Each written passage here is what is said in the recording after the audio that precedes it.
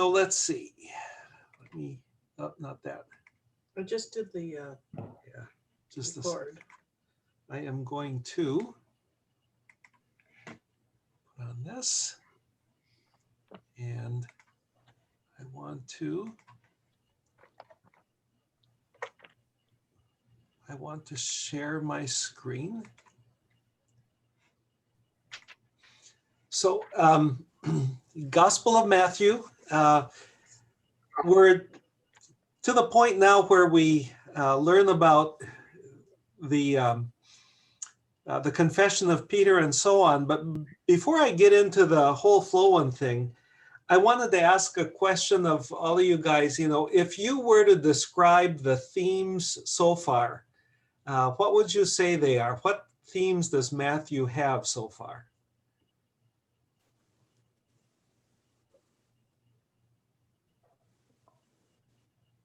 Well, that's all the answers to that question, right? Guidelines on how to live, the Sermon on the Mount, that type of thing. Mm-hmm. Demonstrating Christ's power, and when he did all the various miracles and getting himself out there. Mm-hmm. Mm-hmm. And for this section that we're talking about today, it's a lot of the things he's done to show he really is, as he says, the Son of Man. Mm-hmm. I think those are all good. You know, if I were to add anything, I'd maybe add the, issue of faith. I think, you have little faith, you have, that's amazing faith. That would probably be the only other thing I'd add. One more that seems to keep coming up is that that God's people have misunderstood what God has been commanding them over history, and now Jesus is coming to make clear what God actually meant. Yeah, I think that's a good summary of the teaching. Yeah. And maybe some of the challenging of the Sadducees and some of those groups. It started before, and it's again today in a lot of the sections that we read for today. Mm-hmm. Mm-hmm. Okay. I also think he was setting up a framework or outline, if you will, of how Christianity was to be perceived. For instance, about the family, that the family was no longer a nuclear family, but it was inclusive. Mm-hmm. And it was not just the Jews, it was Jews and Gentiles. Good point. Mm-hmm. Okay. Well, yeah, keep those in mind. I think those are all really valid. We started out with kind of a prelude, this is who Jesus is, and he taught. And then we have, a section, chapters 4 that, talk about this is what Jesus did. 8 and 9 that, show us all the healing and the workings and stuff like that. And then different kinds of conflicts that came up with people in chapters 11 and 12. In between that, we've got the teaching. This is what God's kingdom is supposed to be like. Now go and spread this around, but here's the kind of reaction you can expect. And then a description of, how the kingdom is going to grow. So, in and amongst this flow of the actions, there are these groups of teachings that gradually give more and more layers to how the church needs to be. That's last week's. And then this week's outline, just a little reminder: Herod kills John, Jesus feeds the 5,000, Jesus walks on the water in the storm, and that's where Peter, tries to walk and doesn't. Jesus heals many. Inner purity controversy, what causes impurity. Jesus heals the daughter of a Canaanite woman. Jesus feeds 4,000. The leaders ask for a sign. Jesus warns of the yeast of the leaders. Then there's Peter's confession. And then the passion, Jesus talks about that, and then Peter is rebuked. The transfiguration, Jesus heals where the disciples fail. Jesus predicts his death again, and then there's the issue on the temple tax. And one thing I want to bring out before we start the discussion is some of the, this is one section where Matthew starts to bring up geography as a way of highlighting the conflict. And hopefully you can see the map. But, you know, Herod Antipas, you spent his time between typically Tiberias and Sepphoris and Jerusalem. Those were the places he tended to live. But when John is killed, Jesus has been working around this area of Galilee. He moves across this border into Philip, one of Herod's other son, Philip's territory, to Bethsaida. So it's across the border. And somewhere in here is where the feeding of the 5,000 takes place. Then the disciples go back on a boat over towards Galilee. Jesus walks on the water, and he does a bunch of healings. And then this is where he runs into the Pharisees and the teachers. And there's the controversy about, you know, what makes you impure. And at that point, he takes off towards Tyre. Tyre's and Sidon are up here. He goes off into what is Phoenicia. We're not sure how far he went. It's not clear that he actually went to Tyre, but toward Tyre, so probably up in here. And then he moves back after healing the Canaanite woman around here. He moves over to Philip's territory. Jesus feeds 4,000 over here.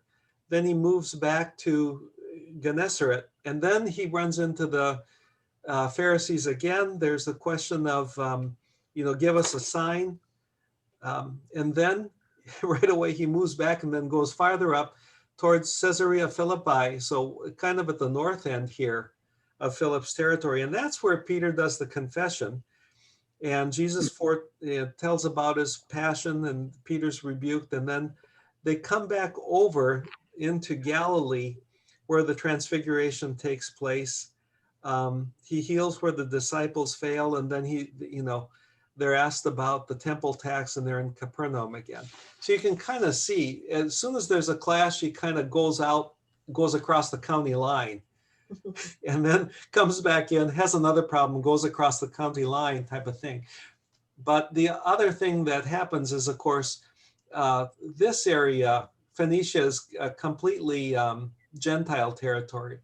And Philip, Herod's son territory here, is kind of a mixed, it's about half Greek, half Jewish. So there's a lot of Jews in here, but, you know, it's not sort of a hardcore Jewish area like Galilee is. So those are a couple things that are worth keeping in mind. I'm sorry, go ahead. As I was reading this, David, I get the feeling he gets in the boat and he goes to another place. It's a short distance, but as you saw that map, wow, some of those distances are far. What's the distance, just to give me a scale, what's the distance from the Sea of Galilee to the Mediterranean? Oh, okay. At 100 miles, 50 30 miles? 30 miles. 30 miles? Yeah. Okay, here's the scale right down here. This. I didn't is see that. 30 Okay. miles. Yeah. So this is All right. almost, about 30 miles right here. And I mean, it's a small area. I mean, Galilee is what, north to south here, probably 50 miles at the longest point. More Yeah, but like you're walking. you're walking. Yeah. Yeah. And from Capernaum to Bethesda here, you're only talking about what, 2-3 miles to get across the border. Oh, So yeah, and the Sea of Galilee is what, 6 miles across, which is still pretty big, but not that big. Tampa Bay. Yeah, it's a good description. So it's like he's operating around Tampa Bay. That's a great description. Okay, so we get into ongoing conflicts, and One thing I do want to point out is that the episodes tie into each other, and I'm going to have a bunch of conversations today around that. You know what? I'm going to skip that and go directly into questions and things, because I think those will answer themselves.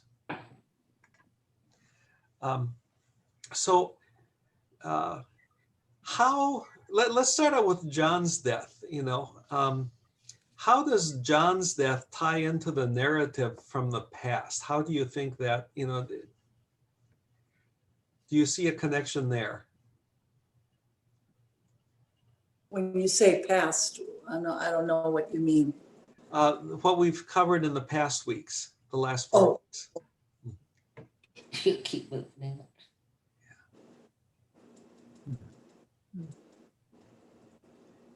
I mean, for one thing, it highlights how much real danger there was in doing these ministries, because I think before, I think, wasn't he in prison, and now he's dead. So that's one part of it. And he led the way for Christ. And Mhm. then this is what happens with Christ as well. Yeah, Well, there's a lot of, go ahead. Well, he also preached against which was it Herod or Mhm. was that married his brother's wife or something like that? He was breaking God's. He was accusing some of the rulers of breaking God's commandments and Mhm. all, or the way of life that Jesus has been teaching in the past there, and Mhm. for that he gets beheaded. Eventually, That's not right. originally, but eventually was. Yeah, one thing that's worth looking at whenever you're reading an individual story in Matthew. Matthew loves to project what's there onto other things, or project other things that are happening onto that. So, you know, certainly the controversy and where Jesus is gonna end up is kind of foreshadowed. It's kind of bringing the conflicts that have happened, you know, to a head. You know, there's a lot of things like that that'll tie together. In fact, you know, the next thing that happens is he wants to be by himself. He needs to process his cousin's death, but there's so many people. You know, how does he react when he sees the crowd? Do you remember? So where it says he has compassion on them? Yeah, he has compassion, and then Yes. he feeds. So we've got all of a sudden a banquet. So this is a great example. You've had this, you know, kind of foreshadowing of the death with John's death, but also where Herod promises to, you know, ends up killing John is because of a banquet. So you've got this contrast of banquets happening too. You know, Matthew loves that kind of stuff. What's the significance of the feeding of the 5,000 and then the 4,000?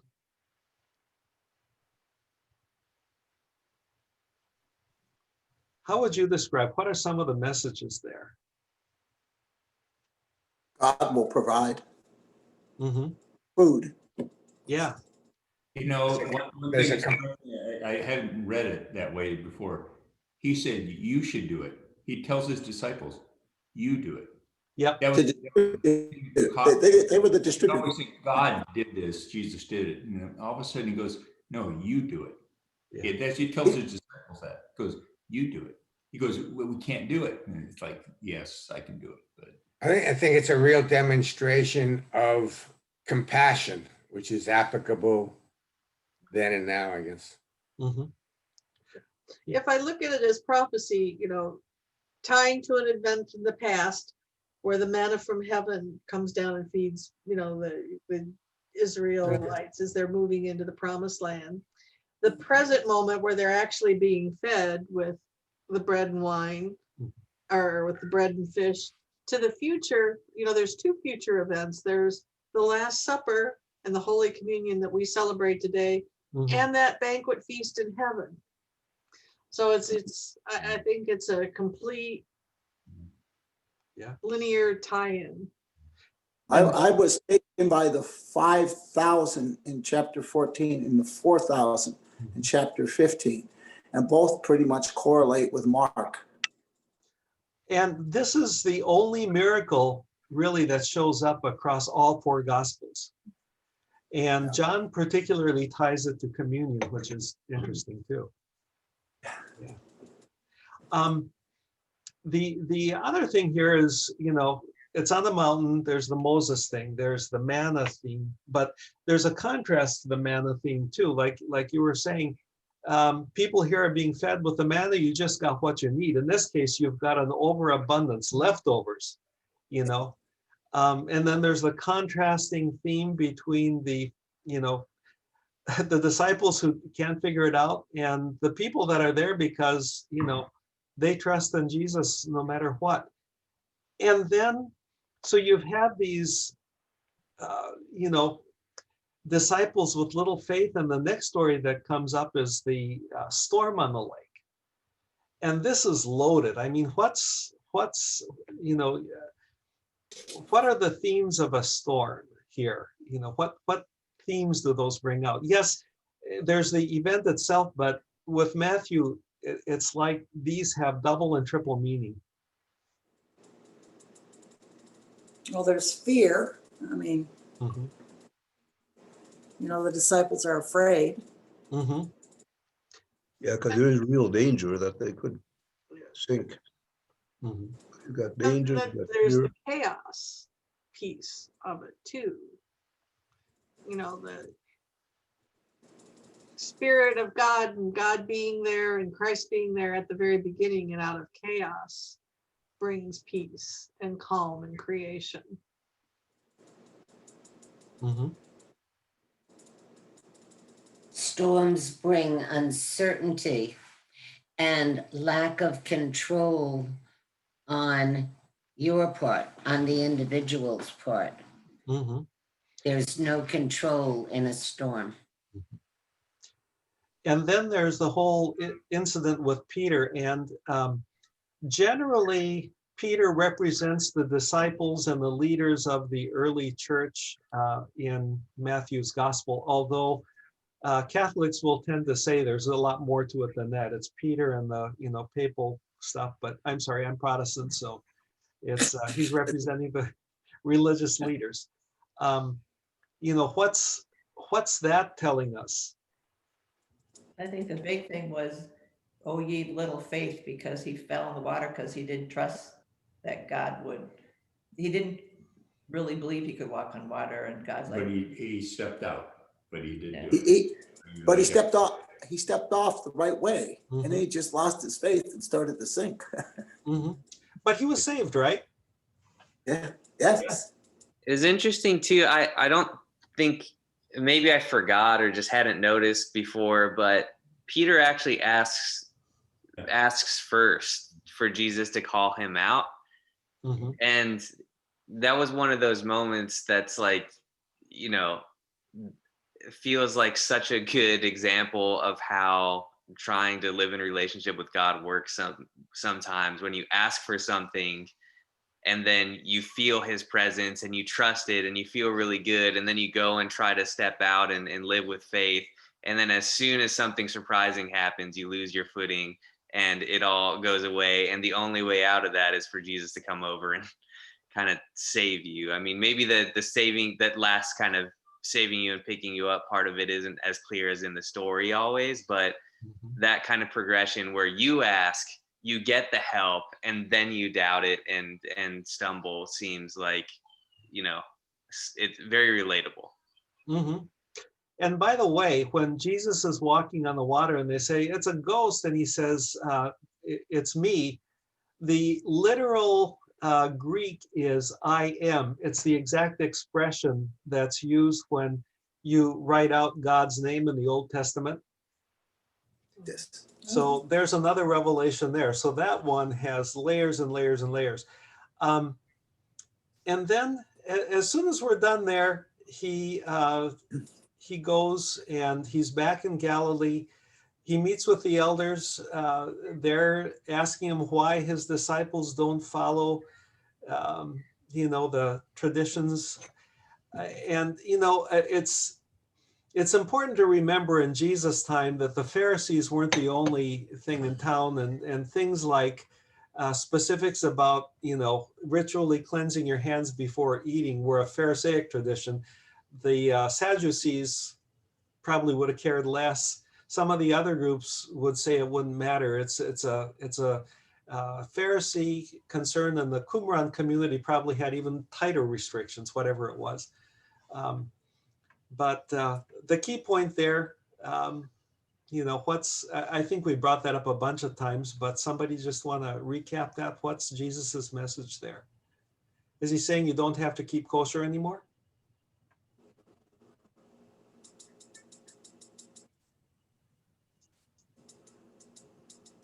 Well, some things are just done because of tradition. It's traditional to do this, or the rules say to do this. But if there's, you look behind it, why is that rule there, and or why is that? How did that tradition develop? And I think Jesus is saying we should not be bound to these traditions unless they still have meaning for us.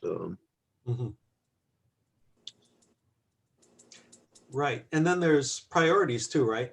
So it's certainly, we are getting way beyond what's actually in the law and the Torah. And I think that's a really good point. And I think for us today, that's a really good point to consider. We've got the way we do worship. We've got the way we do certain other things. Are these traditions, are they still meaningful? When do we hold on to them and when do we not, I think is something we need to consider, right? From a healthcare viewpoint, and Joan will agree with me that it's good to wash your hands before you eat, right? So, but maybe what they were doing was a lot more of a ritualist. You have to do this in 20 minutes, or I don't know what all they were doing. So it has nothing to do with hygiene. Happy birthday. Nothing to do with hygiene. I actually saw a sermon by a rabbi that was recorded. I turned it on just to see what it was like. And what he got into was, okay, if you're going to use water for ritual cleansing of hands, how much water do you need to dilute the pollution that would come by a Gentile actually having touched the water? So it's nothing to do with hygiene. It's all about, what does the ritual prescribe? I think a lot of times we think of traditions being for us. Certainly when I think of our Christmas celebration, we're not necessarily seeing how people look at it from the outside. To just what you were talking about, there was some TV show I was watching. Oh, it was that one about the people going to Mars. And they showed this moment where the guy and his family on Earth in the past, this was doing the whole Jewish celebration of, what is it, where you light the candles? Oh, Hanukkah. Of Hanukkah. And or what makes this night different? What's that one? Anyway, looking from the outside, that ritual was so beautiful and so meaningful, and you listen to the words and it was like really heart touching. So sometimes I think the ritual isn't just for us and the tradition isn't for us. It's for people hearing it maybe for the first time and creating those emotional responses, where for us, maybe it just is like, yeah, let's get through this thing. Now, I'm kind of ambivalent on how open communion should be in a lot of ways, but one of the arguments for completely open communion is that people learn through ritual. So yeah, it's all, yeah. But it's kind of, not to jump ahead, but with this coming right before the incident with the Canaanite woman, on the one hand, you've got the Pharisees who have taken like God's relationship with Israel and figured out a way to put a distance between themselves and God. Like Jesus is literally standing right in front of them and they can't even appreciate or recognize it. And then there's the Canaanite woman where Jesus is even saying to her, I've come for the children of Israel. And she just pushes through that because she's trying to get directly to God. And I feel like that, putting those right next to each other really shows you that it is about the heart of it rather than the Mhm. form of it. I think that's an excellent summary. One of the things that, well, Matthew ends with, go and make disciples of the whole world. So I think that it'll come to that for sure. What did I want to, I wanted to make a point there, but I lost my train of thought. Sorry, we're gonna leave. We're going to the 10:30 service, so. Okay, we'll see you guys. Have fun. Thank you. Hey, Bye. Nice being part of it. So, Right. yeah, go ahead. Oh. I lost my train of thought there. Anyway, so next we get to the Canaanite woman's faith. And it's followed by the feeding of the 4,000. And, you know, you've had the feeding of the 5,000, you've had the storm, we had the Canaanite woman, and what stands out with the feeding of the 4,000 when you put it in line with those stories?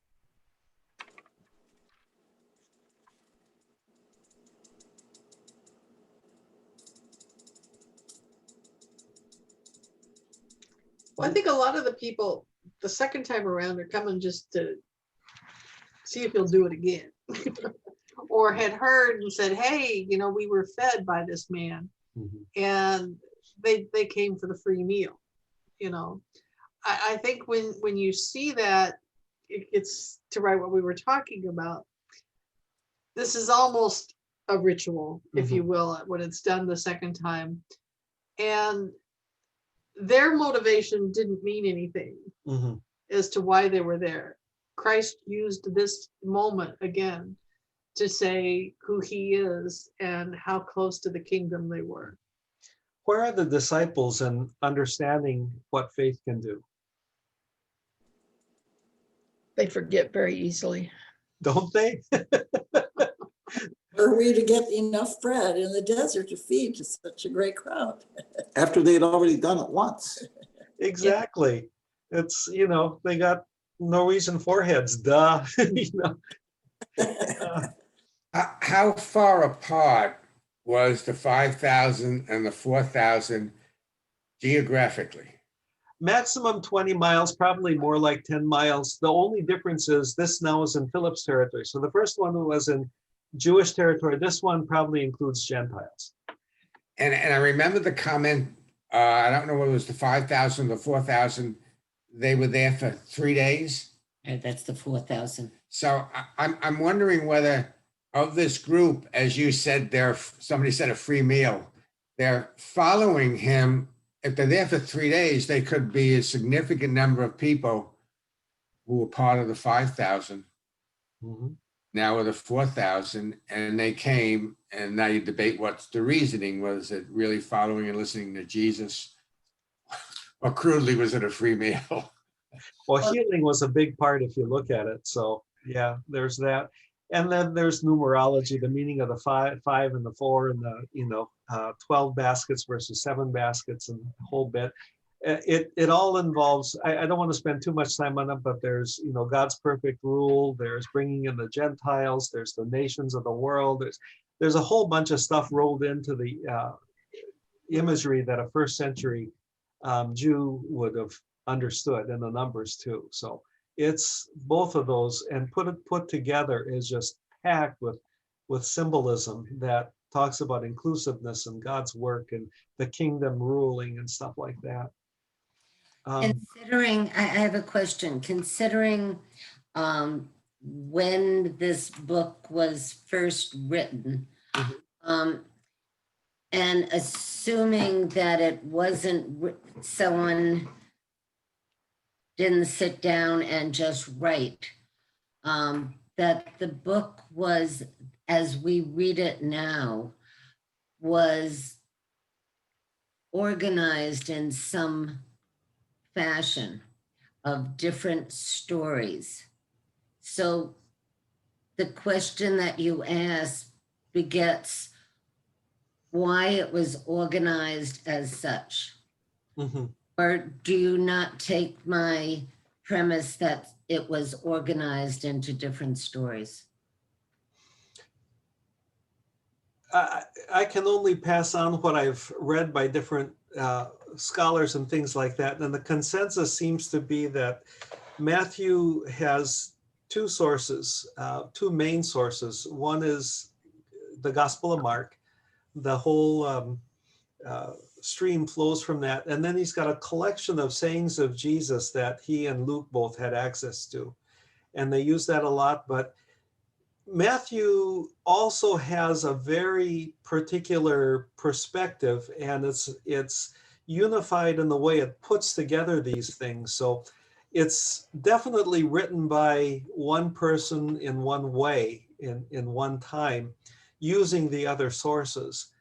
And of course, that's where, the attribution to Matthew probably comes from. It's his school of teaching, and maybe that's who had the sayings portion of it. But it was written as a whole, and that's why it's got such good, continuous themes. And when it's written, it has a consistent perspective. I think for me, one of the questions kind of tied with what you're saying, Joan, is the timeline. We understand Jesus's ministry to be 3 years. So really, what is the time lapse too between the 5,000 and the 4,000? Is this days, weeks, months?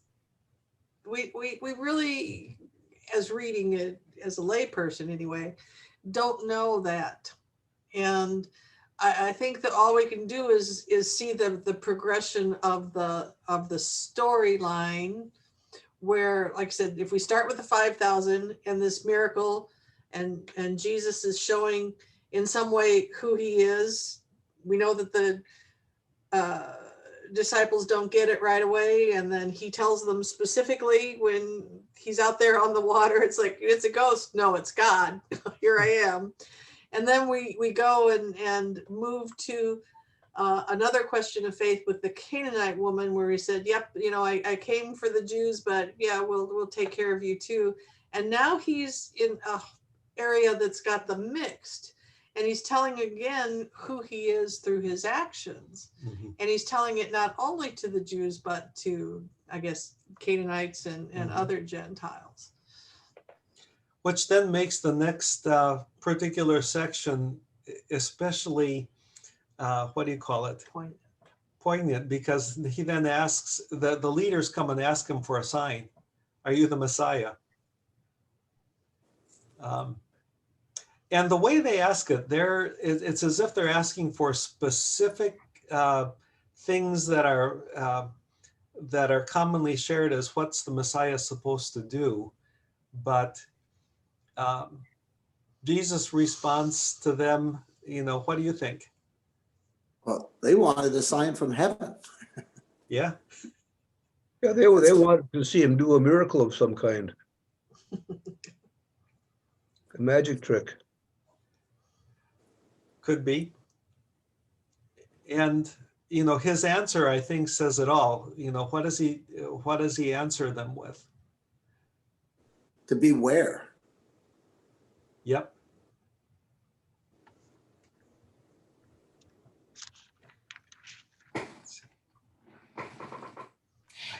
On taking the opposite point of view, at that time, they were under the rule of Rome, and the Pharisees were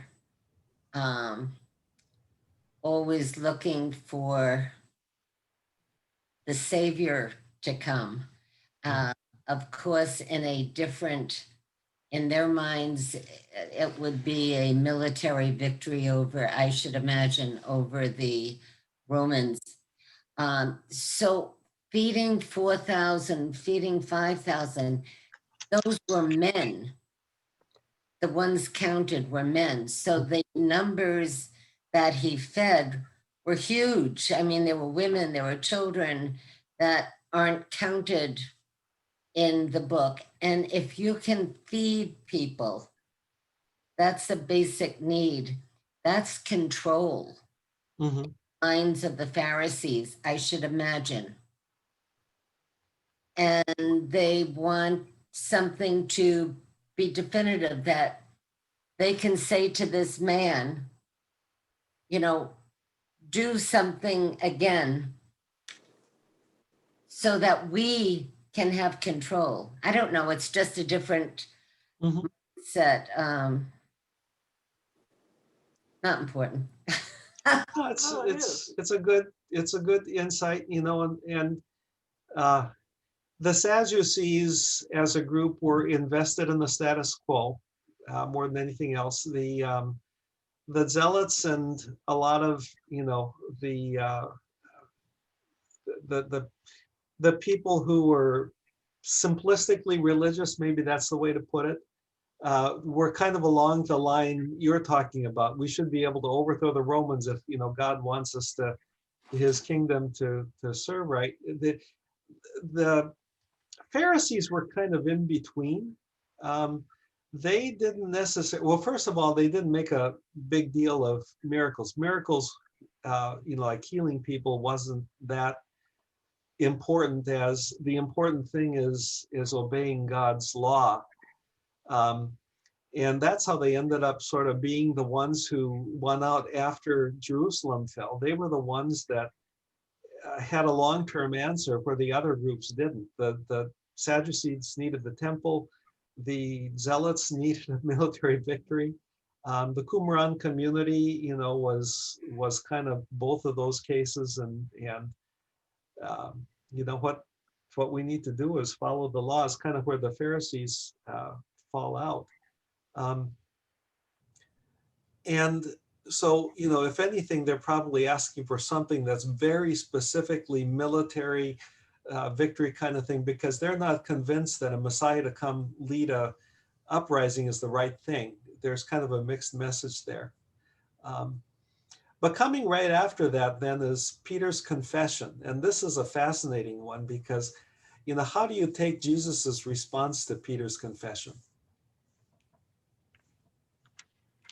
You're asking that the Catholics claim that made him the Pope, and the Christ's words after the confession, what he says about "you are the rock, and on this rock," and Right. most of us Protestants take it as the church is based on that statement that you are the Christ, the Messiah, not that that Peter is to be the leader of the church. Yeah, plus this community most likely is upper northern Israel or somewhere in Syria, which is again just a few miles away.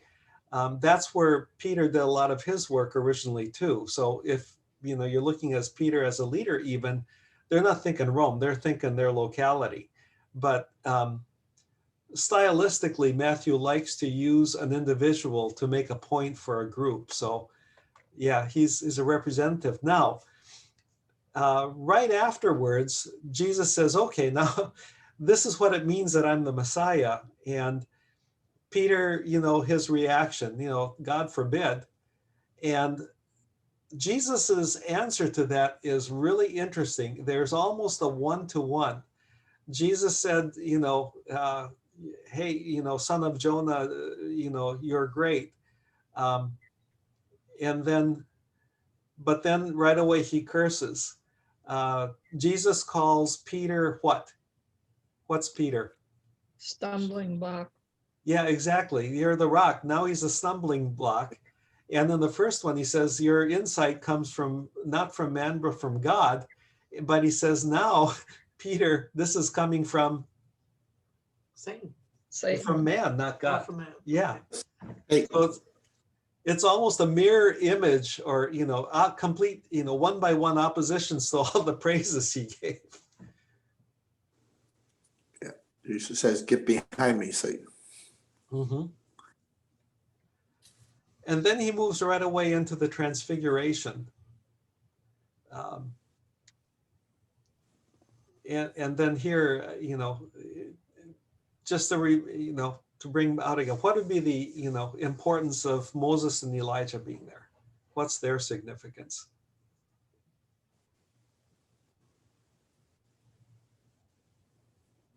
Connection between the old to the new. Typically, you'll talk about the law and the prophets, right? Moses is the law and Elijah is the prophets. Yeah. Affirmation. Affirmation. Now, why do you think Matthew sandwiched this between two stories about his death?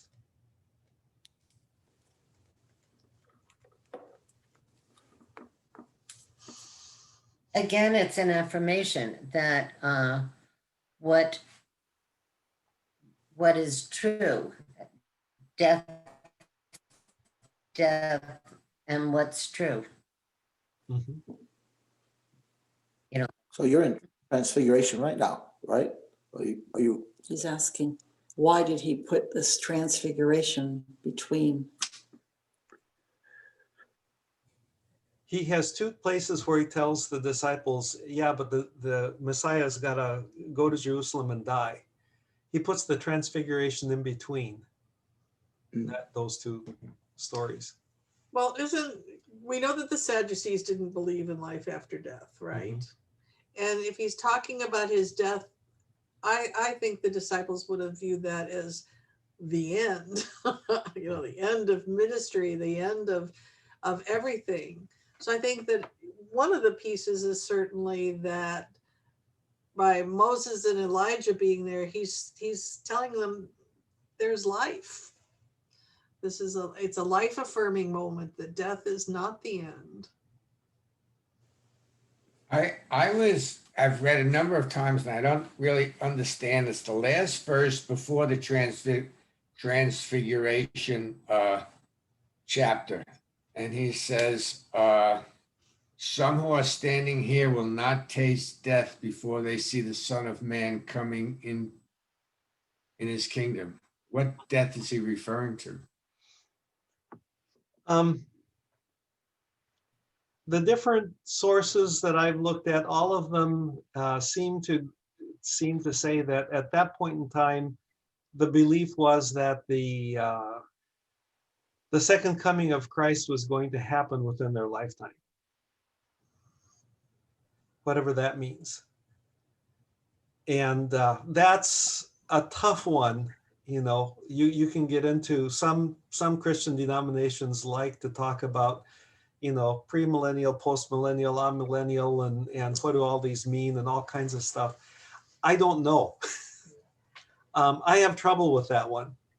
My personal feeling, this is just personal, is that I don't think God works on a human timeline. And, the apocalypse of sort, if you're going to take something specific, Jerusalem fell, and that's a big one. And then the Holy Spirit made the church grow. But I think that's sort of a theme that repeats over and over again too. So that's where I say the timeline of people is probably not the same as God. And trying to put a second coming and an apocalypse timing is really, really dangerous. Especially because I don't think God intends to just, he made a good creation. He wants that to work. I think that's where his purpose is. But that's just me. I don't know. Maybe you guys have a different perspective.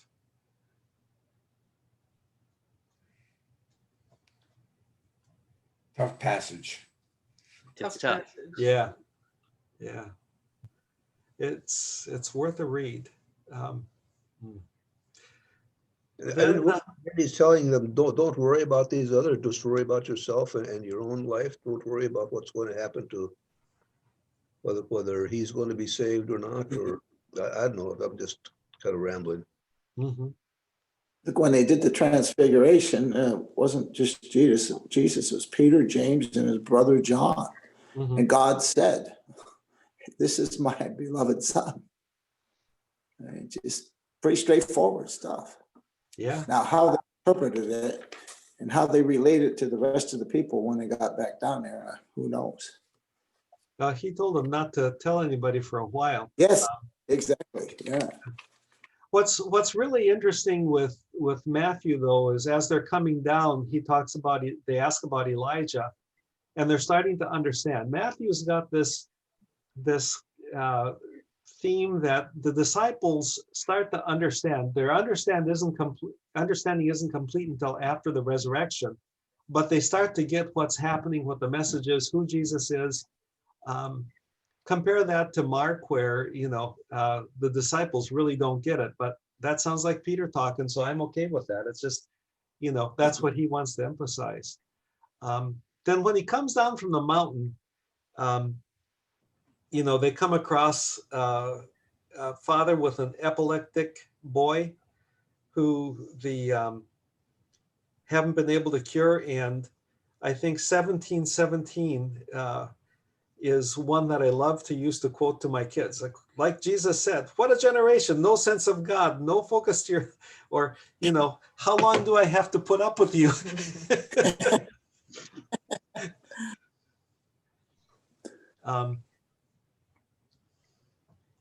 And he uses the words, this is a matter of faith, but perverse and unbelieving. You know, what exactly is the problem here? The perverse and unbelieving. What does Jesus mean?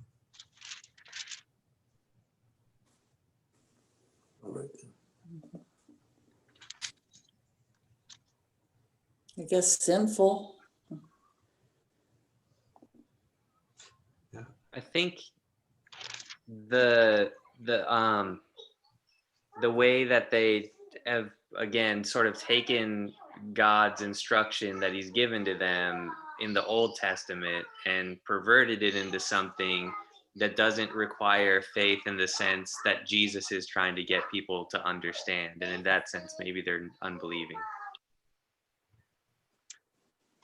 One of the authors that I had a beautiful summary that it implies that the failure to believe stems from moral failure to recognize the truth, not from want of evidence, but from willful neglect or distortion of the evidence.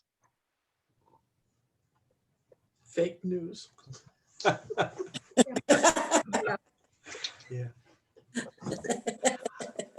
But I think that brings up a important point. When you're faced with evidence, do we recognize it, or are we predispositioned to say, no, that's not right? You know, I'm not asking for an answer on that one. I think it's something that we need to contemplate when we see things.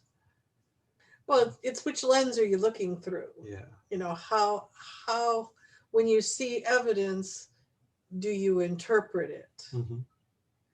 And I think a lot of times you can come up with different things. For example, and I'm just throwing it out there, blood evidence at the scene of a crime puts somebody in that space, but they can't tell when they were there. You know, particularly if it's old, you know, was it 5 years, 50 years? They really don't know a lot of those things. You have to interpret what you see in order to come to some conclusions. And it's which lens do you want to look through? I look through a Muslim lens at Jesus. They choose to look at him only as a prophet. Mm-hmm. You look at a Jewish lens, you have the same thing. Maybe he's a prophet. Two completely conflicting views in our mind coming to a conclusion that's the same. Mm-hmm. We know they're wrong because we're Christian, because we can look through the lens and see what God's revealed to us. And then, you know, you'd say, well, why didn't you reveal that to them? Mm-hmm. And we don't know. You know, there's points where our lenses will fail. We are, our understanding of things that are happening and how real they are seems to be based on the way our life experiences. You might believe something as a 3-year-old or 5-year-old, but when you get much older, you tend to say, oh, that can't be true because your life experiences have told you it can't be true. And I wonder if there was, so to speak, a Messiah individual who actually did create in this time miracles. Mm-hmm. What would happen? Are we conditioned so much today with science that we say what that individual did cannot be true. It's got to be fake. It's like I see a magic trip. I know it's fake, or I know it was a manipulation of my something. Illusion. It was an illusion. Yeah. So the way we're brought up in the science of the era seems to have a substantial impact on whether we can believe something that is anti the laws of nature and science that I've been accustomed to. Mhm. It would be a real, I guess the bottom line, how would we react to Christ coming today and doing the same thing that he did in the year 0 as the year 2000? Mhm. Would the One, challenges be different? one of our sons, when he went through communion, was deep into science and he was having a problem translating that. But if you go back to the section we were talking about in 17:14 through 21, Jesus gets so frustrated with his disciples that were with him at the transfiguration, and maybe some of the other ones. And he says it all comes down to their faith. You need to have a belief in faith. And if you, at the end of it, he says, move here to there, move from what they're thinking about to their faith, where they should be fully backed by, and it will move, and nothing will be impossible for you. So it all rests on faith. I'm afraid he would be much more frustrated today than he was then. Of course. And maybe he is. I Maybe think he. they're smarter. So science is one lens, what other lenses have we got that, blind us? Our personal gratification. We Yeah. make excuses for something because I don't want to do that. I'll do this because it gratifies my human body. That has to be overcome. Mhm. But you have to be open-minded, and hopefully people that are already there are able to share their faith with others, and that's how we grow. Mhm. One of my favorite books is The Language of God by Collins, who was the head of, he ran the Genome Project, and he was an atheist and became a Christian. And he really tried to couple science and religion and said, if you got to look at it in a certain way, it's not contradictory. Mhm. One of my other favorite, one of many kinds of lenses is that the church is dying.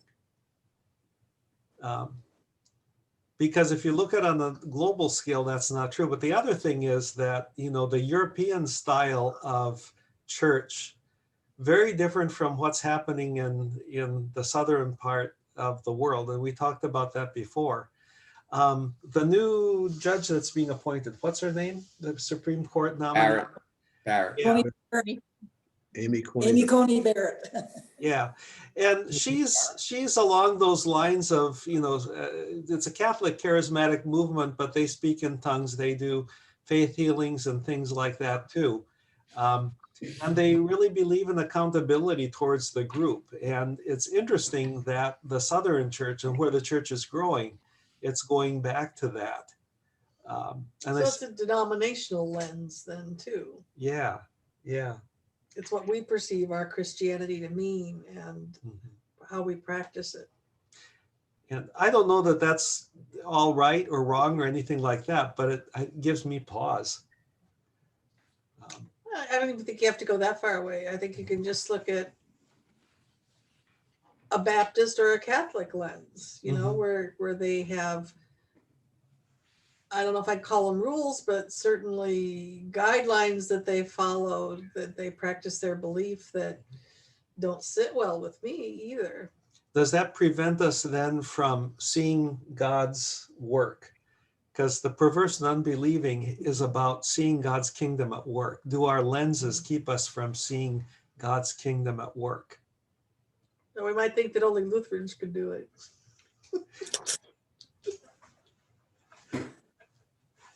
Yeah, but Jesus was Lutheran. course. They just didn't have coffee. Otherwise, communion would have been coffee in bars. The further back you sit in the pews, the better perspective you have on everything. That's right. I remember. Here, Oh, I'll never sit in front again. Yeah. I wonder what you were mentioning the Supreme Court. I was wondering whether or not because of that, forgetting the political aspects of it, her religious upbringing is getting emphasized, and maybe by some people in the both sides, it's right and it's wrong. It's good, it's bad. But I see maybe there's going to be a greater emphasis on Christian issues, maybe because of her supposedly strong religious faith. It's kind of interesting because the majority of justices are already either Catholic or have a Catholic background. So I was listening to the Catholic channel the other day, and they actually talked about that. It's like, are we going to have too many Catholics on the Supreme Court then? well, we just lost a Jewish person. Yeah. Well, the question then is reflecting Christian values on a secular government an appropriate thing? Does the church do well when it incorporates government, And Or then does the government do well when it incorporates Christianity? taking a little bit of like a different approach to it, I feel like sometimes what can happen is like if our religion looks more like the way that the Pharisees did it, sorry. If our religion looks more like what the Pharisees did, where it becomes about rules and form, and then accompanying with that conviction that what we're doing is exactly right.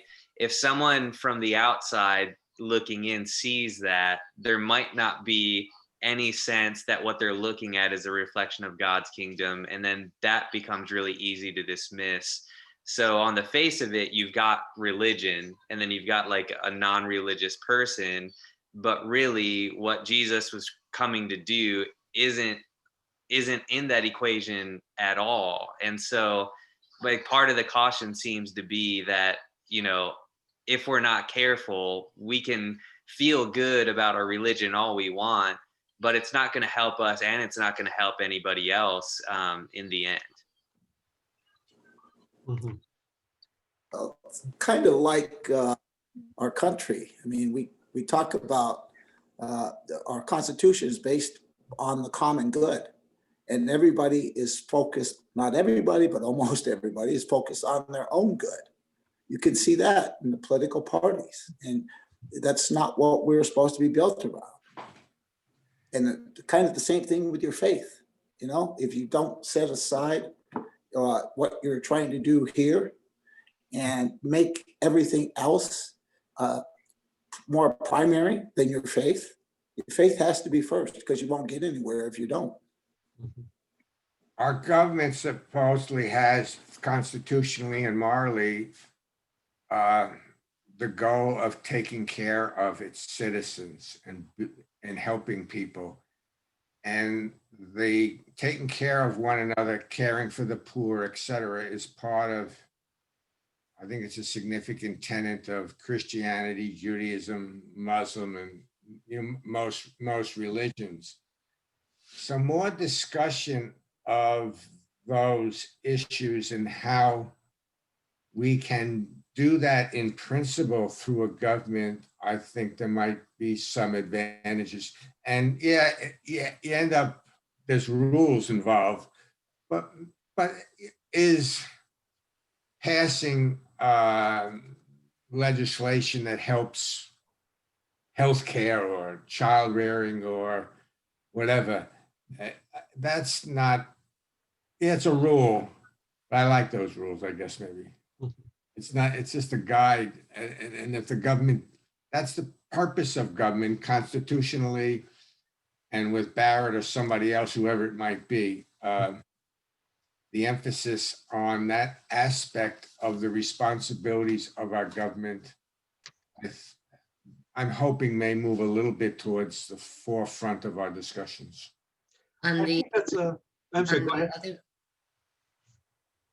Yeah, on the other point, if we jump ahead a little bit about being a Christian, it says true at 18, truly part of 2. Truly, I tell you, unless you change and become like children, you will never enter the kingdom of God. Whoever becomes humble like this child is the greatest in the kingdom of heaven, which puts another, as Cindy said, another lens in looking at what's Christian, who is Christian. I think that's a good lead in. We've pretty much used up our time, but I think going into next week, let's continue with this. So like I said before, you've got, Matthew's got groups of teachings that are mixed in with the narrative on what's going on. We started out with the Sermon on the Mount. We had, go preach, but expect this to happen. The third is, this is how the kingdom of God spreads. And the next theme is going to be chapters 18 through 20. This is how we expect the church to behave. That's kind of a theme in there. So if you could look at the next 3 chapters with that in mind, kind of picture in yourself as you read it as a whole, what kind of church community, what kind of faith community is Jesus trying to describe? So I want to leave you with that for next week. And any last thoughts and comments? Thank you. Thank you. Thank you. Thank you. Thank you. Stay safe, everybody.